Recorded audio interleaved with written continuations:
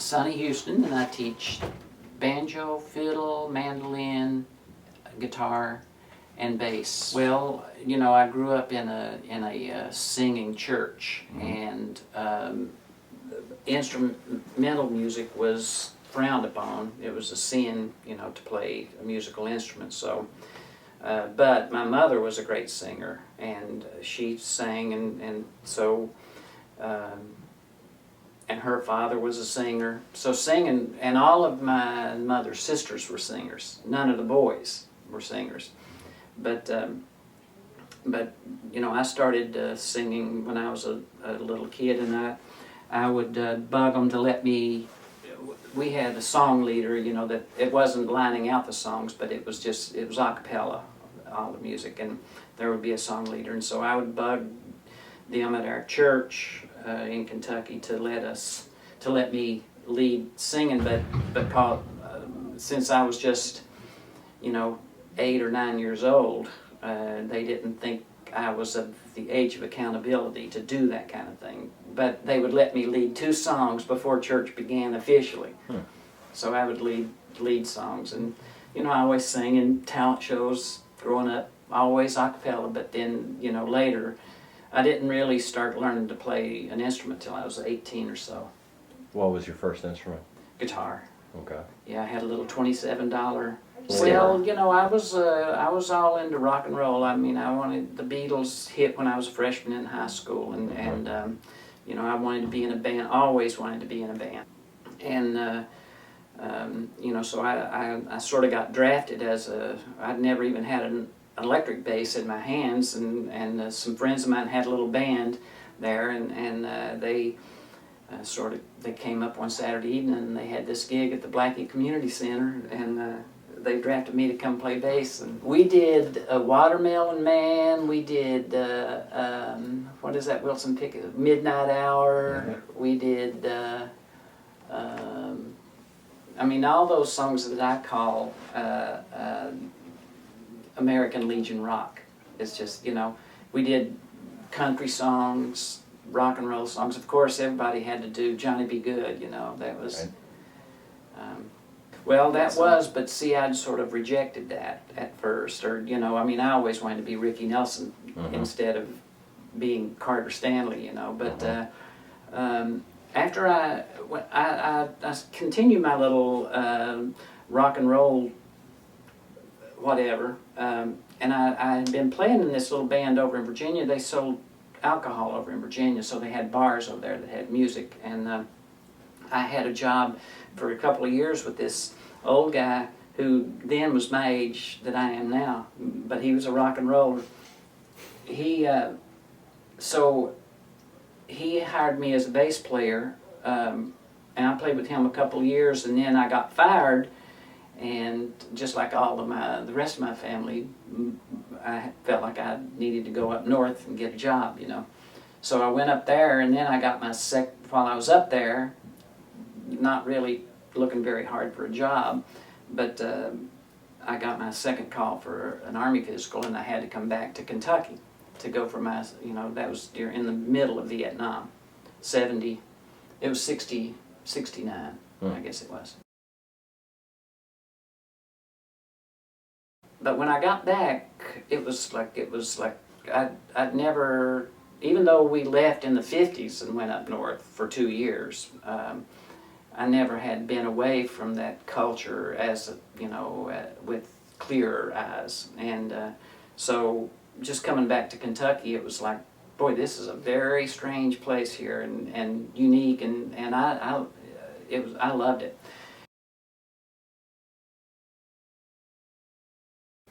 And then I heard Ralph Stanley singing,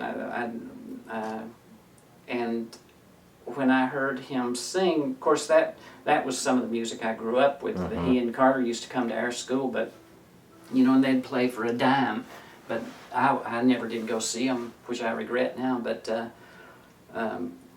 to me, Ralph especially embodied the same, whatever the culture was that was so unique about that. Ralph's voice was an emblem of that, and so I got all involved. And there were three other guys in the holler where I lived, you know, and they one played the mandolin, one played the banjo, and one played the guitar, and so we just formed a little band, and you know, that's where I got into bluegrass. I was born again, you know, in that. So, you know, I loved that little '50s era. I wasn't like a really rockabilly type guy, because I liked Ricky Nelson and Paul Anka and Neil Sedaka and those kind of people better. But, you know, I mean, obviously by the way I look, that's not my type, you know. But I like them. And then when the Beatles and the Stones came along, well, before that I started getting into what was folk music, you know. Peter, Paul, and Mary I liked, and there were folk songs I liked, but I didn't know any of those people. Pete Seeger, and but then, you know, when the Beatles came along, and then the Stones even more so, because the Beatles were all cute guys, you know, but the Stones were, they looked hardcore. Yeah. And that I really liked that. I knew that if they can do it, I can do it, you know. And you didn't have to be a pretty boy to be a musician, you know. So those and then after that, I went through a phase, you know, where I really liked this really hardcore. I thought it was hardcore. I remember one band was called Mott the Hoople, and King Crimson, and Grand Funk Railroad, 10 Years After, Traffic. Some of those bands were I really loved them. Well, first it was the Stanley Brothers. And I've really never cared that much for Ralph Stanley's bands, especially after Royally Sinners. But I love the Stanley Brothers. Of course, I still love Bill Monroe, the Stanley Brothers, and Flatt and Scruggs. Today, I really like Dale McCurry's band,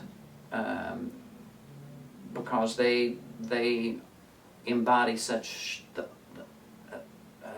energetic style of older bluegrass, his boys and he. And I like the what are they called?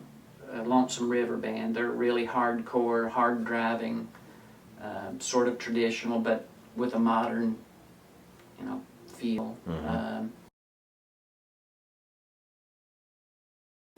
I listen to a lot of the swing bands from the '30s, especially Stephen Grappelli and Django Reinhardt. That's some of my favorites still. Sven Asmussen is a great violinist from Sweden that I really like. Swing, old time swing. I really love swing fiddle. That's what if I could play, I would play that way. Well, I sort of fell into teaching when I was a young guy in Kentucky. A couple of people came to me to teach their sons to play, and I would go down to their houses and teach, but I never did charge anything, because the way I learned, I didn't pay anybody. You know, that's kind of not the way you did it up there. But then later on, I had moved down into more in the foothills of eastern Kentucky, and I had been traveling in Europe, and I came back and I didn't have a job in this very remote place. So I just thought I would try to teach, and I went to this community college and got a little job teaching in their you know, outreach kind of program, and then I started teaching at the library in this little town, Salyersville. And then later, I was playing in the band, the Payroll Boys, back then with Jack Tottle and Jack Wright and Roger Hall. And we were playing in that little southeastern mountain region of southwestern Virginia, northeastern North Carolina, and northeastern Tennessee, and southeastern Kentucky, that little circle there. We were playing almost every weekend there. And I decided I would move to a city. And that the biggest city in my mind at that time was Knoxville. So I moved down there, and I went to a music store, and they needed, you know, all the bluegrass instruments taught. So that's kind of where I really got started. The understanding that to set out on any kind of a deliberate learning endeavor is the most courageous thing a person can do. Most of my students are older people, and the older we get, the more difficult it is to admit that we don't know everything there is about everything, you know. And it's really hard to set the ego aside and to be that vulnerable, you know, that you are willing to take up on this thing which you don't know that you will succeed at. Now, people do that in every aspect of their lives, you know, but this is one that they choose to do for some sort of, it's for not for any kind of economic reward. It's for some other kind of an internal reward, and that's what I love about it.